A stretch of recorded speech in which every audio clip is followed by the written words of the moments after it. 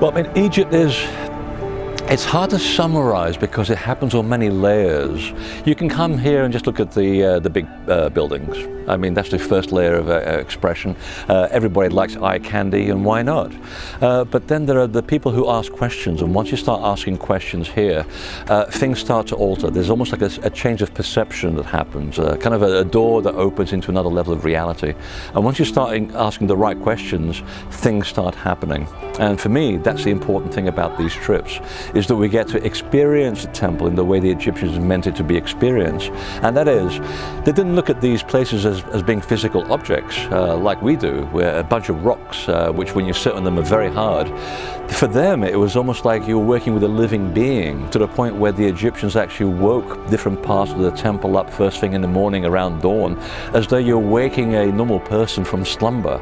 So they treated these buildings as organic objects, as living beings, as forms of nature and as expressions of the cosmos. And once you start interacting with the temples as a person or as an entity, now you're establishing a contact, a physical contact, and also a spiritual contact.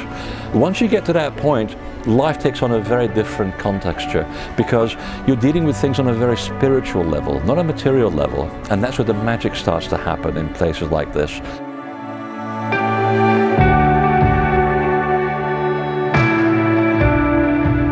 Seen people show up here after traveling halfway around the world, and the sense of awe is overwhelming. But as the days go by and you begin to get an appreciation of the sizes and everything, you begin to get a sense of how people begin to actually understand how the buildings work and how they do things for you and to you, to the point where they begin to perceive the subtlety of the buildings and the space around them as well.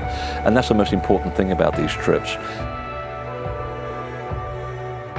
So you can see there's a shift in people when they interact with these sacred spaces. They do take on a much more developed sense of the self, and they're able to actually see beyond the physical and the obvious to the much more subtle universe. If you just get to that point, now you've already made a lot of progress in your spiritual development, but also your understanding and appreciation of sacred sites. And from that point on, your life is not the same.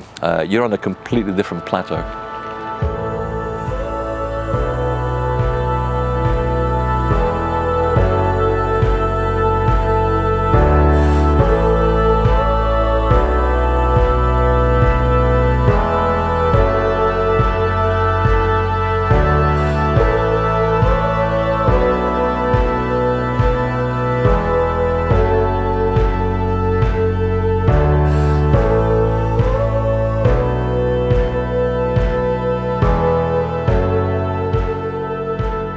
Trip has been so life-changing. I've really learned so much from Freddy, and also just from the different temple sites, energetically, and then through the architecture, through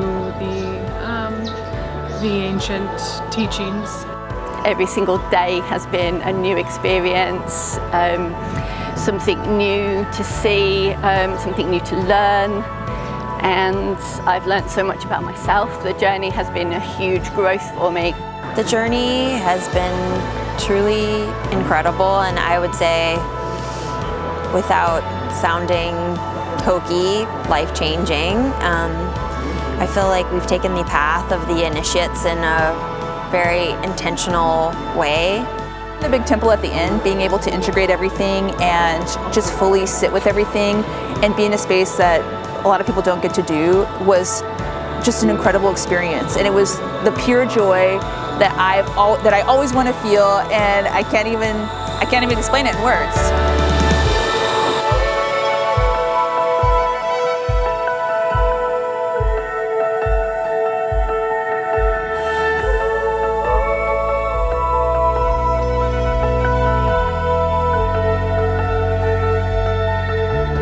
There are tours, which are mostly for tourists, and then there are other tours, and we do the latter, because what we're doing is a journey. It's a personal journey of introspection, it's a spiritual journey, and it's also a journey where we also get into the subtlety of life and also the essence and quality of energy, something that makes the Egyptian temples much more than they seem to the eye. I'm Freddy Silva, and join me on a very unusual and original tour of ancient Egypt. We're going to see the hidden side of the Egyptian temples with Sacred Earth Journey tours. You'll not go back home the same way you arrived.